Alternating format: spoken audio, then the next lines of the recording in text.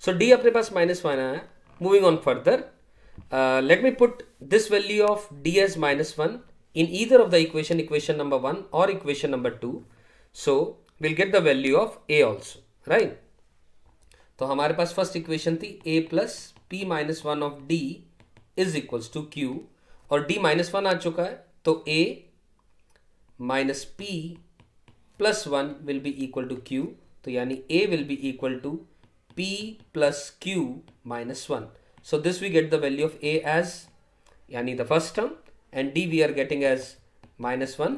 What we got to find? We got to find is the nth term. So let us use the general formula of finding the nth term of an AP.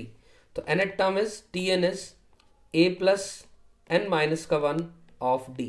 यानी what is a you are getting? a की value अपने पास मिली है p plus q minus 1 plus n minus 1 into d is -1. So this will come out to be as p plus q minus 1 minus n plus 1. 1 will cancel with 1. So as a result nth term will come out to be p plus q minus n. तो देखते हैं question ने क्या पूछा था हमसे. nth term निकालनी थी and that was to be proved as equal to p plus q minus 1. So this was to be proved, hence the result is